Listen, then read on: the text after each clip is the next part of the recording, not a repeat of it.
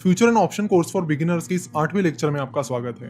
पिछले 2 लेक्चर में हमने फ्यूचर्स के एप्लीकेशंस की बात की, जिसमें हमने शॉर्ट सेलिंग की बात की और हेजिंग की बात की। इस लेक्चर में आज हम हेजिंग को और प्रैक्टिकली समझेंगे। जनरली फ्यूचर्स का यूज हेजिंग के लिए किया जाता है। हाँ, बहुत सारे लोग उसका गैम्बलिंग के लिए भी इस्तेमाल करते हैं, यानी लोग स्पेकुलेट करते हैं। वो किसी भी स्टॉक पर स्पेकुलेट करते हैं कि इस शेयर की प्राइस अगले महीने या अगले 10-15 दिन में इस लेवल तक जा सकती है, और वो स्टॉक पर फ्यूचर की मदद से स्पेकुलेट करते हैं। पर अगर फ्यूचर्स और ऑप्शंस की प्रॉपर यूज की बात की जाए तो प्रॉपरली वो हेजिंग के लिए यूज किया जाता है। और आज हम हेजिंग के एक बहुत ही प्रैक्टिकल एप्लीकेशन के बारे में बात करेंगे, जिसे जान के आप शायद हैरान भी हो जाए। देखो, फ्यूचर्स का इस्तेमाल हेजिंग के लिए फार्मर्स भी कर सकते हैं, यानी जो किसान हैं वो भी फ्यूचर्स की मदद से हेजिंग कर सकते हैं और अपनी जो रिस्क है उसे लिमिट कर सकते हैं। तो वो ये कैसे कर सकते हैं? तो वो ये कर सकते हैं कमोडिटी मार्केट के जरिए। इंडिया में 2 कमोडिटी स्टॉक एक्सचेंजेस हैं। एक है MCX, that is multi commodity exchange, और दूसरा है NCDEX, that is national commodity and derivative exchange. ये दोनों भी कमोडिटी एक्सचेंजेस 2003 में शुरू हुए हैं, जिनके जरिए फार्मर्स अलग अलग जो कमोडिटीज हैं उन्हें ट्रेड कर सकते हैं। सिर्फ फार्मर्स ही नहीं, लेकिन बाकी कमोडिटीज जैसे कि मेटल कमोडिटी, गोल्ड, सिल्वर, इनके भी डेरिवेटिव्स इन कमोडिटी एक्सचेंजेस पर अवेलेबल होते हैं। तो कमोडिटी एक्सचेंजेस पर किसान यानी फार्मर्स कैसे अपना रिस्क हेज कर सकते हैं, इसे समझते हैं। मान लेते हैं कि आप एक कॉटन फार्मर है। आपने बस इस साल में कॉटन की फार्मिंग शुरू की है और आपको पता नहीं है कि जब तक आपका कॉटन निकल के आएगा तब कॉटन की प्राइस क्या होगी। पर आपको ये पता है कि पिछले साल आपको कॉटन 19,500 की प्राइस पर बेचा गया था। तो अपना रिस्क हेज करने के लिए आप कॉटन के फ्यूचर्स खरीदने में इंटरेस्टेड हो। आपको लगता है कि पता नहीं इस साल कॉटन के रेट्स क्या रहेंगे। अगर कॉटन का प्रोडक्शन अच्छा खासा हो गया तो कॉटन की प्राइसेस कम होगी, लेकिन अगर किसी वजह से कॉटन का जो प्रोडक्शन है वो बहुत कम हो जाता है तो उसकी प्राइसेस बहुत ज्यादा बढ़ेगी। इन दोनों में से एग्जैक्टली क्या कंडीशन होगी ये आपको भी नहीं पता है। इसलिए अपना रिस्क लिमिट करने के लिए यानी हेज करने के लिए आप चाहते हो कि अगर मेरा कॉटन 19,500 के आसपास की प्राइस पर भी बेचा जाए तो मेरे लिए वो बहुत सही डील होगी। तो आप देखते हो कि MCX पर यानी मल्टी कमोडिटी एक्सचेंज पर आप कॉटन की ट्रेडिंग कर सकते हो। आप MCX पर देखते हो कि कॉटन की जो फ्यूचर्स कॉन्ट्रैक्ट है उसके अलग अलग प्राइसेस हैं।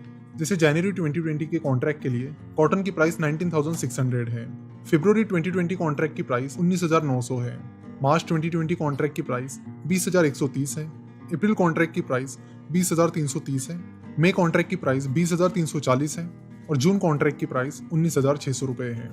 आप सोच रहे हो कि आपके कॉटन का प्रोडक्शन मई महीने के करीब आ जाएगा।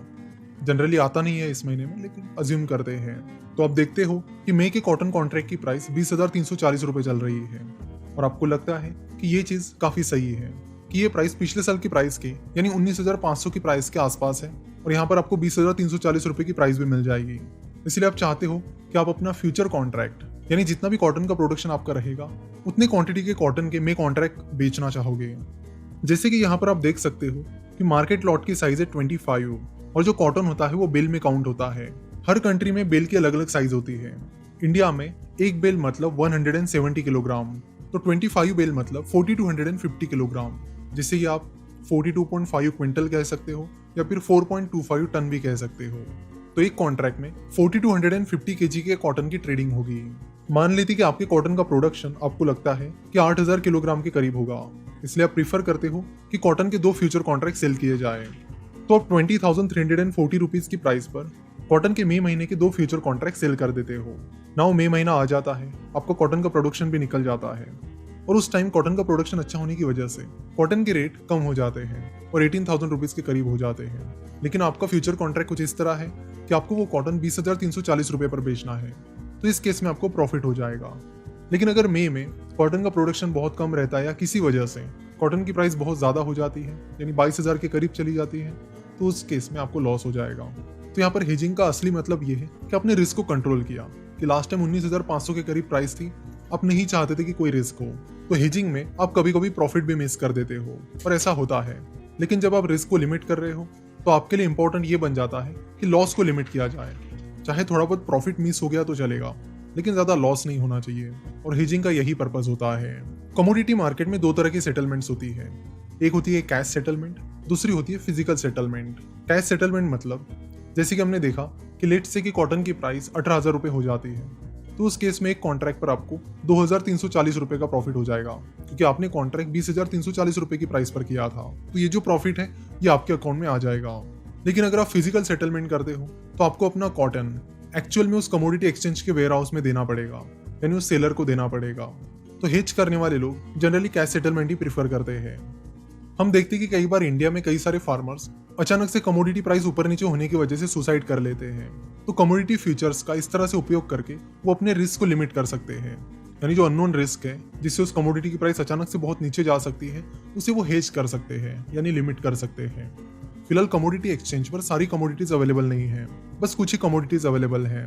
हम एक्सपेक्ट करते हैं कि आने वाले टाइम में बाकी कमोडिटीज भी यहाँ पर आ जाएगी, ताकि ज्यादा से ज्यादा फार्मर्स अपनी रिस्क को यहाँ पर लिमिट कर सके। तो आशा करता हूँ कि आपको फ्यूचर कॉन्ट्रैक्ट के जो भी एप्लीकेशंस हैं, यानी प्रैक्टिकल एप्लीकेशंस हैं, वो डिटेल में समझ में आए होंगे। तो आप भी इन चीज़ों को डिटेल में एक्सप्लोर कीजिए और साथ ही अपने आसपास के लोगों को भी इनके बारे में बताइए, ताकि वो भी अपने रिस्क को हेज कर सके, चाहे फिर वो फार्मर हो या फिर और कोई हो। तो नेक्स्ट लेक्चर से हम ऑप्शंस के बारे में बात करेंगे। डेरिवेटिव मार्केट में दो मेन प्रोडक्ट्स हैं, फ्यूचर्स और ऑप्शंस। फ्यूचर्स को हमने समझ लिया, अब हम ऑप्शंस को समझेंगे कि ऑप्शन क्या होते हैं, वो कैसे काम करते हैं, और ऑप्शन के प्रैक्टिकल एप्लीकेशंस क्या होते हैं, कैसे आप ऑप्शन की मदद से अपनी रिस्क कम कर सकते हो। तो इन सारी चीज़ों के बारे में हम नेक्स्ट लेक्चर में बात करेंगे। आशा करता हूँ कि आपको आज का ये लेक्चर बहुत पसंद आया होगा। वीडियो देखने के लिए और हमसे जुड़े रहने के लिए आपका बहुत बहुत धन्यवाद।